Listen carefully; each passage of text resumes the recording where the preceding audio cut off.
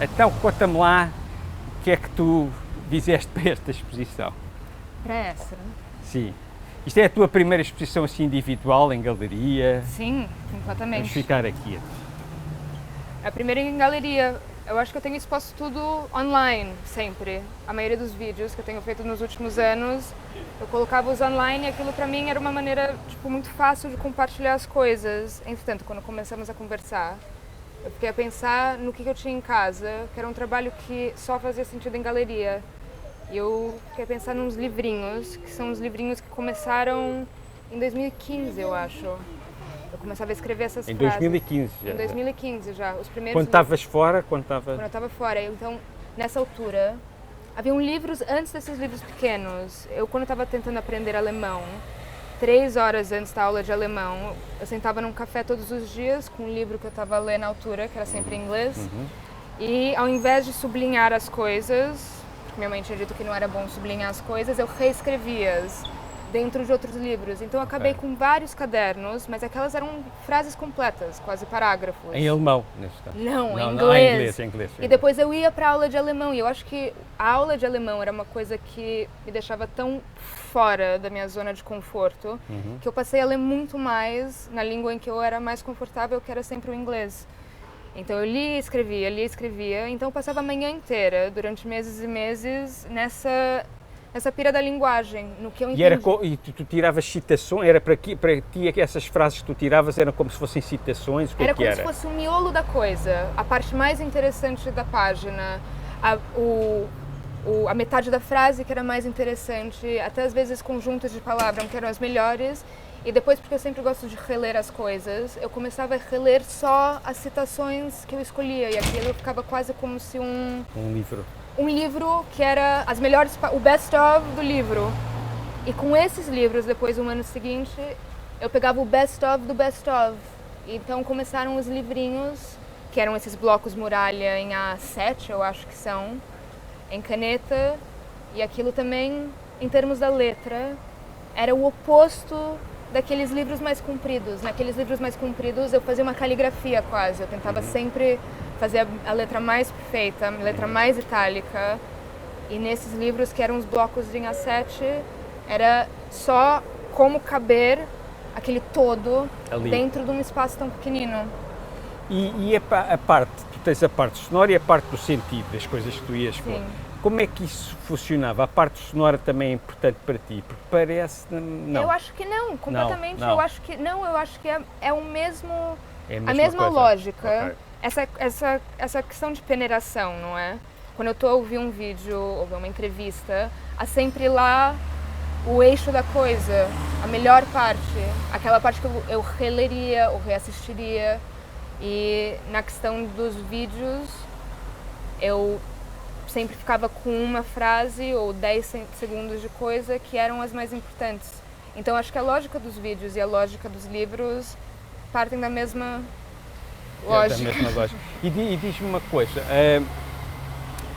as pessoas quando veem estas tuas frases e vão ver agora na galeria, na parede, a maior parte das pessoas nem as vai ler em voz alta, vai lê-las para dentro. Pois. Tu achas que nós, quando lemos as coisas para dentro, por exemplo, eu quando estou a ler livros, já é engraçado, às vezes a minha mulher até dizia, esse gajo está maluco, que é? Dizia, ontem estava a ler um livro, assim, e há uma personagem que faz uma determinada coisa, e eu às vezes faço. Ele fez assim com as coisas e eu faço. Ou ele fez assim com o braço e eu estou a ler e faço também.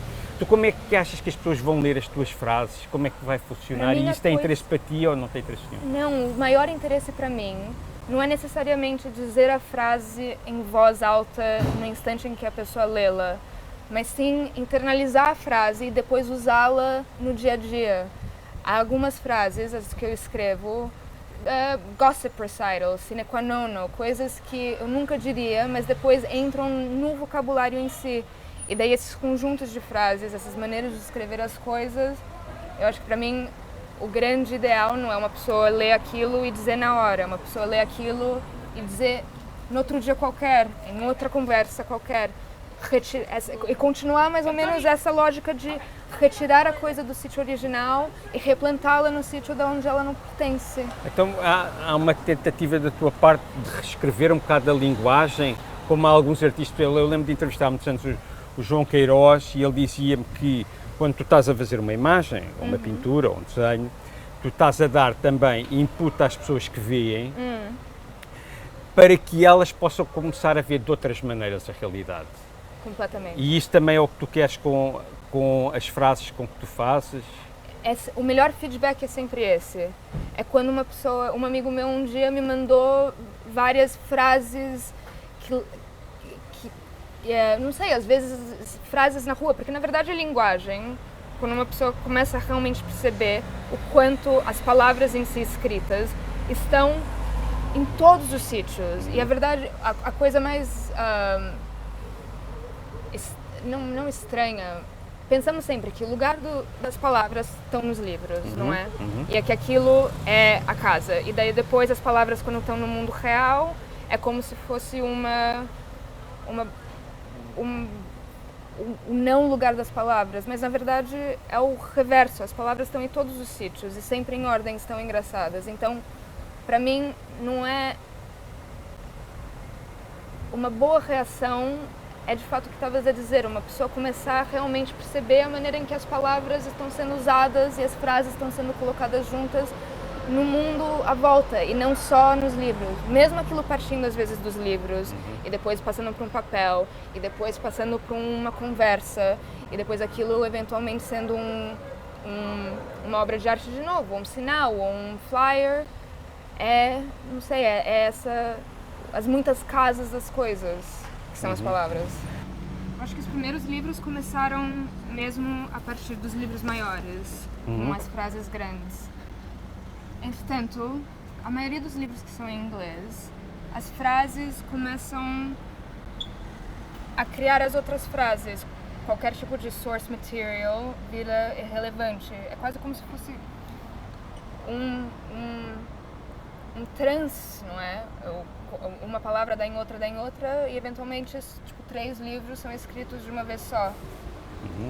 Às vezes eu tenho um caderno que eu carrego sempre comigo e eu vou anotando as frases interessantes, daí aquilo cria outras coisas. Mas a coisa mais interessante que eu percebi que foi para a exposição em si, uma coisa que eu nunca tinha feito antes é tentar aplicar a mesma lógica das frases para o português, que para mim era um desafio muito excitante.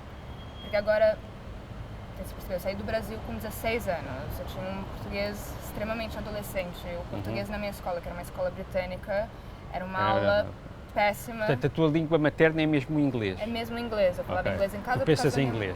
Eu conto em inglês. Eu conto e sonho em inglês. E porque minha mãe é inglesa e a escola era britânica. E eu falava muito português, na verdade, porque meu pai falava inglês em casa. Então é a língua onde eu estou mais confortável, eu sempre estou a ler.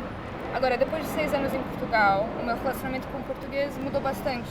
Porque tem o meu português brasileiro, que sai muito quando eu estou com outros brasileiros, e daí tem o português, que é o meu português quando eu estou a falar com portugueses, que é um português sem gerúndio, é mais aportuguesado, que é este que eu estou falando com você. Mas depois, então, para tentar fazer os livros em português, eu comecei com vários livros que eu fui comprando na ladra, e eu não sabia muito bem se eram livros bons ou maus, e foi uma coisa que eu percebi com a linguagem, é que no inglês eu sei perfeitamente o que eu gosto e o que eu não gosto, quais são os estilos diferentes de escrever, um estilo mais romântico, mais florido, um estilo mais moderno e estético.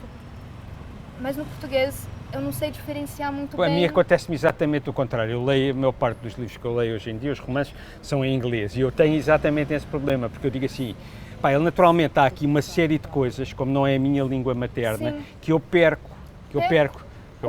Porque...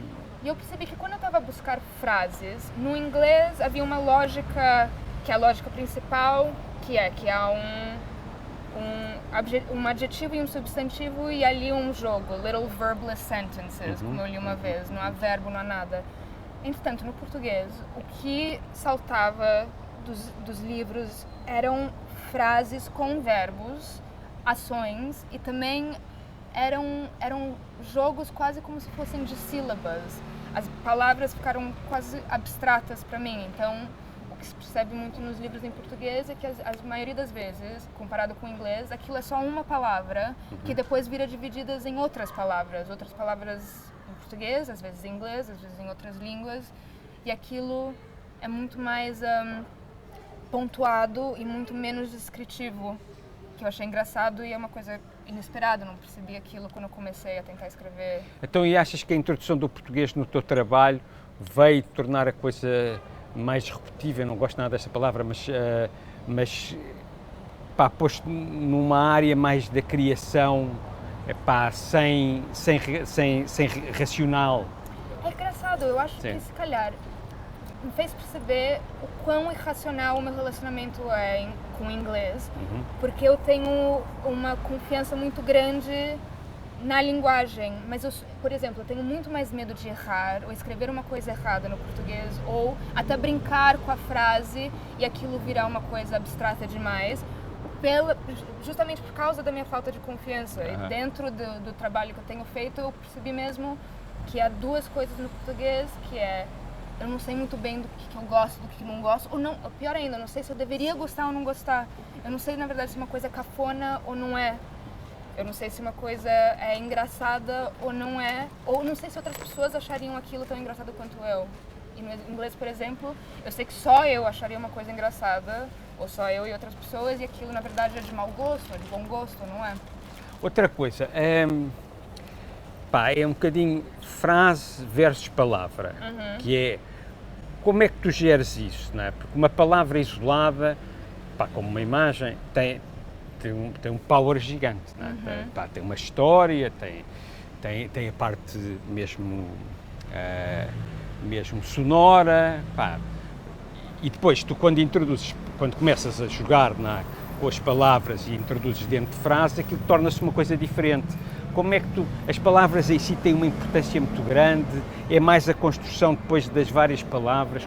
Se isso tem algum interesse no trabalho? Tem todo interesse. Eu acho que no português as palavras sozinhas viram quase como se fosse um jogo de sílabas. E aquilo vira uma mecânica nova. Então, no que estavas a dizer antes sobre ver as coisas de uma nova maneira, não é? Eu acho que ali tem um jogo que é cortar a palavra de jeitos estranhos, ou ver palavras dentro da palavra, que depois, quando uma pessoa se acostuma com aquela lógica, começa a fazer isso com outras coisas, e daí aquilo vira quase como se fosse uma regra de um jogo que depois uma pessoa pode fazer com qualquer tipo de palavra.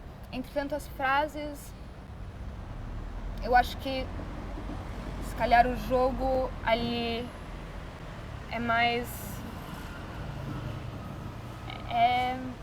em termos é um ambiente, é uma textura, uma cor, é como se não fosse a coisa em si, e sim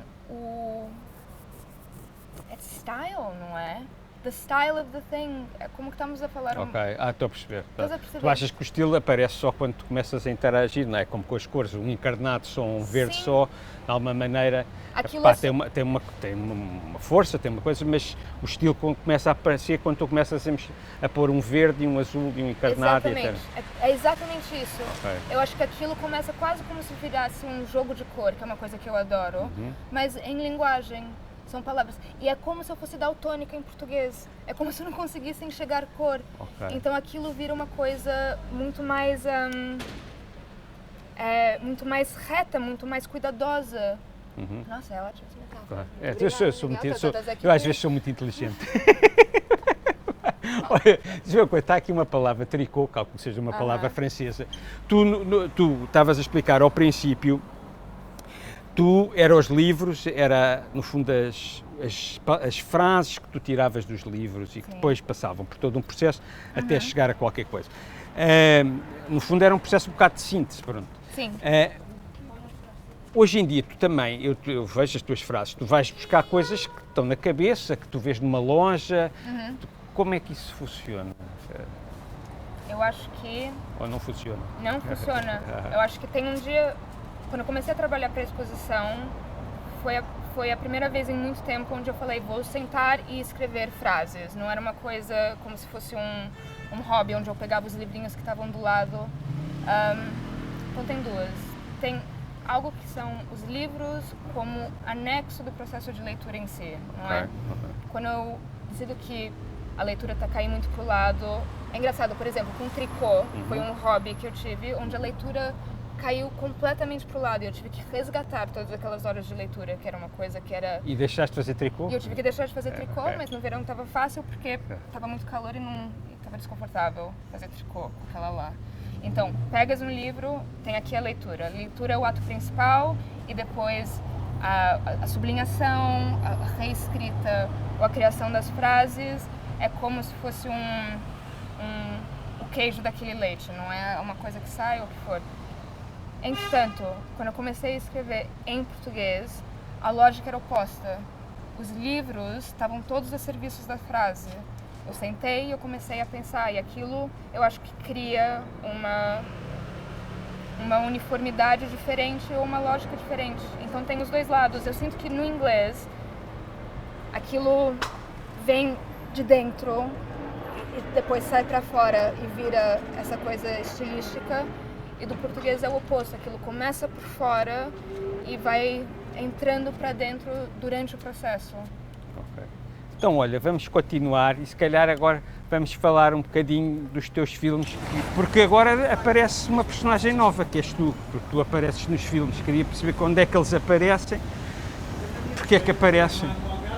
Engraçado, eu acho que essas coisas nasceram mais ou menos na mesma altura. Senta-te aqui.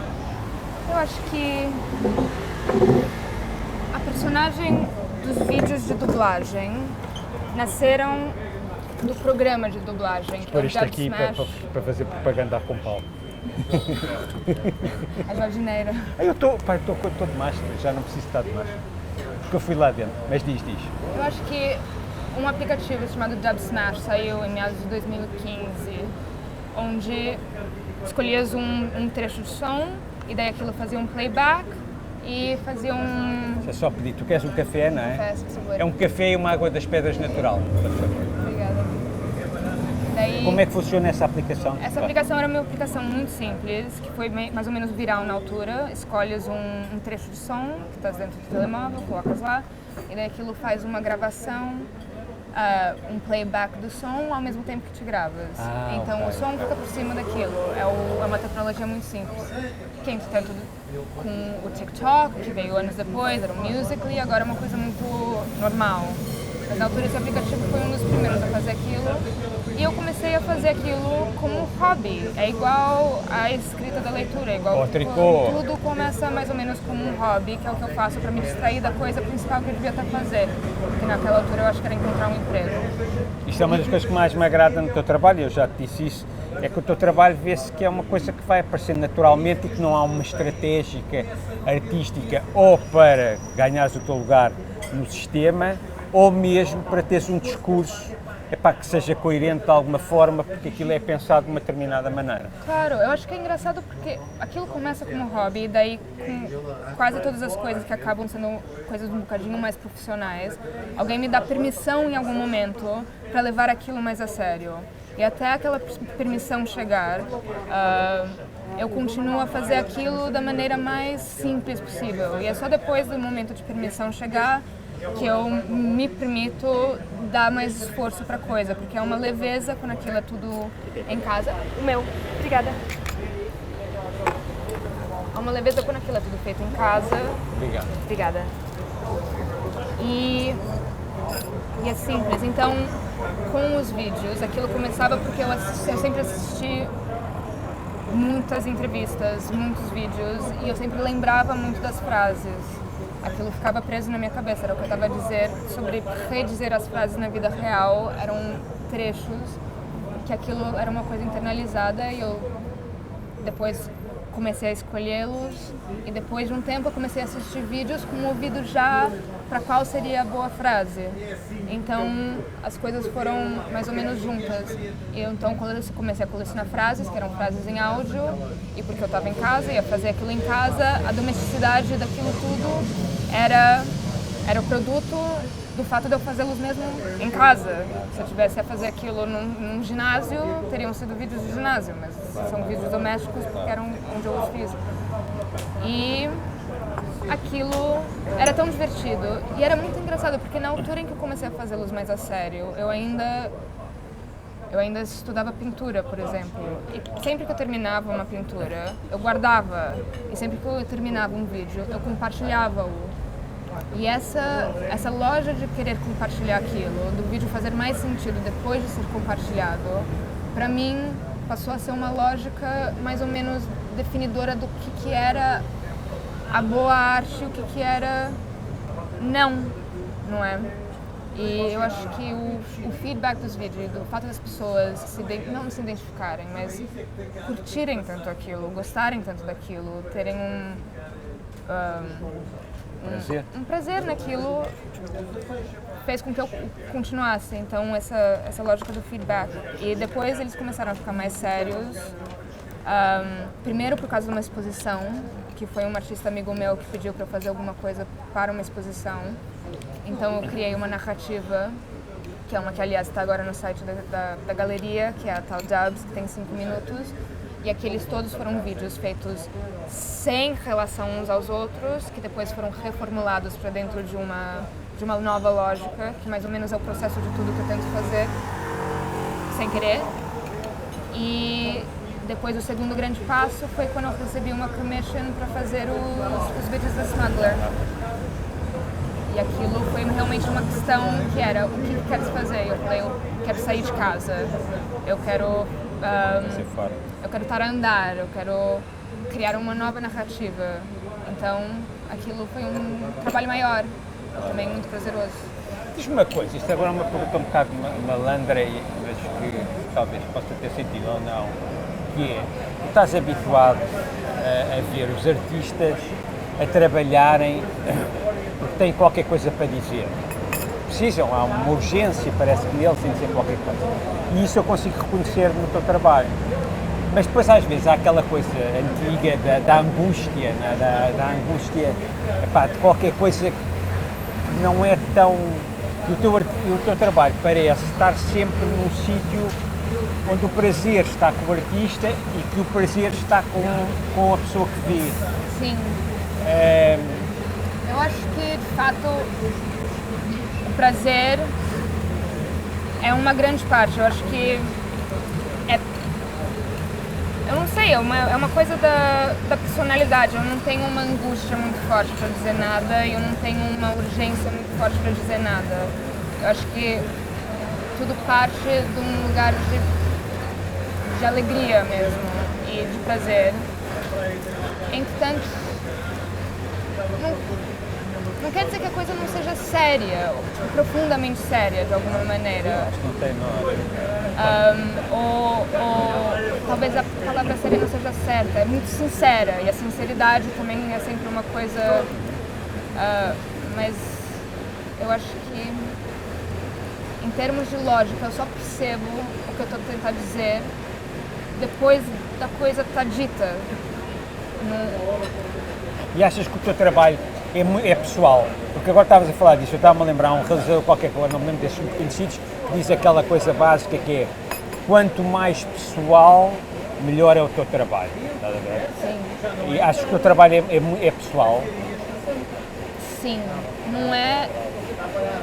É completamente pessoal só porque a minha única noção de qualquer tipo de verdade é muito pessoal, não é aquilo que é construído por mim. Mas ao mesmo tempo não é pessoal no sentido de ser biográfico de alguma maneira, não é? Aquilo só é a coisa mais verdade para mim. Tem uma coisa num prefácio de um livro que eu uso muito para os projetos, que é uma coletânea do W.H. Auden.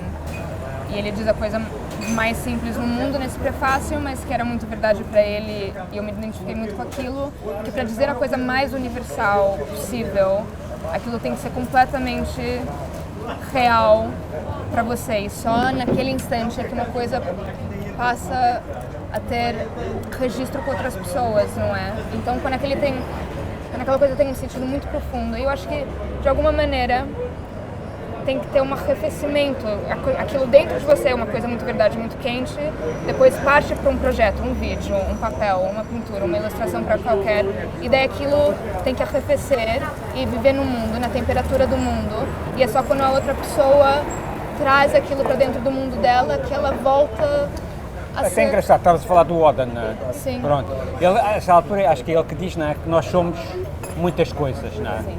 Pronto. Isso parece não encaixar muito bem no que ele está a dizer, como é que tu vês? Muitas coisas, sim.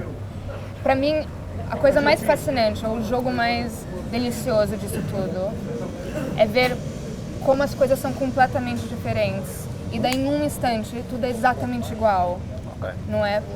O fato de eu fazer trabalho, eu comecei a fazer eu gostava de escrever na escola, depois eu fiz ilustração na faculdade, achei que eu queria fazer set design no momento e praticava aquilo, depois era pintura, depois eram todos os hobbies, era o tricô, era o bordado, eram essas coisas todas diferentes, que pareciam totalmente diferentes, os livrinhos, desse plano, nada tem nada a ver, e depois percebo que a lógica é toda igual, que eu continuo mais ou menos nesses livrinhos a querer fazer ilustração. Eu fui para ilustração porque eu gostava de escrever e eu queria ficar o mais perto possível das palavras, não é? E que todo o processo que eu fazia quando eu pintava, que eram pegar imagens separadas e tentar confluí-las juntos numa vitalidade qualquer nova, é mais ou menos o que eu estou fazendo dentro desses livros e é mais ou menos o que eu estou fazendo dentro dos vídeos. Então, tudo é muito, muito diferente sempre, mas a pessoa é sempre constante e a nossa visão das coisas é muito constante, os nossos processos das coisas são muito constantes. Ok, então agora vamos fazer um bocado de publicidade à exposição. É no dia, vamos olhar ali para a câmara, que eu estou ali. Epá, é no dia 17, na próxima sexta-feira, na Galeria Miguel Nabinho, entre as 4 da tarde e Às 10 da noite. as 10 da noite. E pronto, e é isso. Come on, come on.